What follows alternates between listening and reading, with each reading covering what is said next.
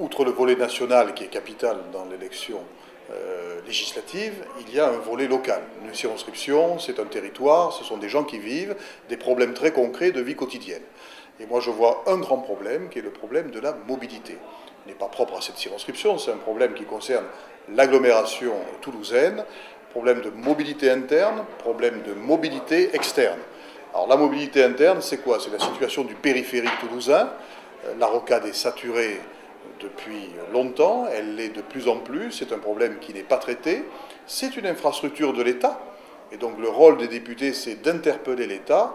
Moi, je souhaite que l'on réouvre le dossier de la rocade, que l'on étudie la possibilité de faire une seconde rocade qui viendrait soulager l'actuelle de manière à redonner de la fluidité. Et puis le deuxième dossier de mobilité, c'est la liaison de Toulouse avec son environnement extérieur, avec l'environnement national et international, c'est le TGV. C'est un dossier qui n'avance pas très bien, il y a des collectivités locales qui se désengagent. C'est important que les parlementaires s'investissent là-dessus. On entend beaucoup les collectivités, on n'entend pas beaucoup les parlementaires. Si je suis élu, je m'investirai sur ce dossier du TGV parce que c'est capital pour l'avenir de Toulouse.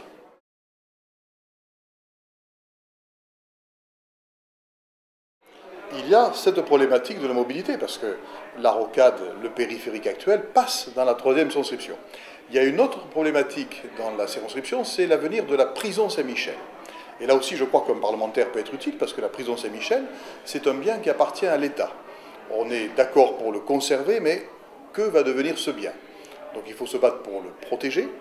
Il faut qu'il y ait un accord entre les collectivités locales et l'État sur un avenir pour cette prison, qui est un joyau de l'architecture de la moitié du XIXe siècle.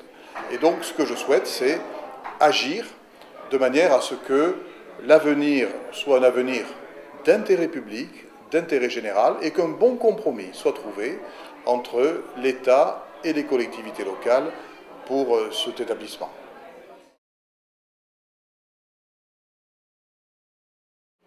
Ça sert à quelque chose, et si vous posez la question, c'est peut-être parce que certains députés sortants n'ont pas forcément travaillé de manière très évidente.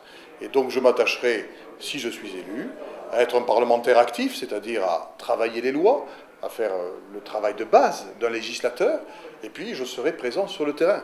Je serai à l'écoute des gens, j'essaierai de faire en sorte que le travail parlementaire soit relié à la réalité du quotidien. Et je crois que si on arrive à faire ce lien entre la vie des gens et le travail parlementaire à l'Assemblée nationale, alors ce travail-là prend toute sa valeur et toute son utilité.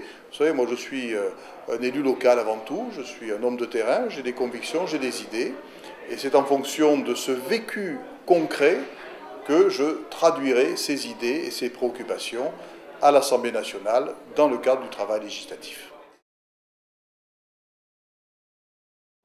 J'ai l'impression que depuis quelques années, on n'entend plus beaucoup la voix de Toulouse à l'Assemblée nationale. Et Toulouse, c'est pas n'importe quoi, c'est pas uniquement notre ville, c'est la 4e ville de France. Beaucoup de choses qui concernent Toulouse aujourd'hui, qui concernent Toulouse demain, beaucoup de choses se décident à Paris parce que c'est justement la 4e ville de France. Et ce que je souhaite, c'est faire en sorte que, à nouveau, la voix de Toulouse résonne dans les travées de l'Assemblée nationale, que notre ville y soit représentée, qu'elle y soit défendue, et que son rôle national et international, où l'État a un rôle capital à jouer, eh bien ce rôle-là, il soit mis en avant. C'est en tout cas la conviction qui m'anime et le rôle particulier que je me donne si les électeurs me font confiance dans quelques semaines.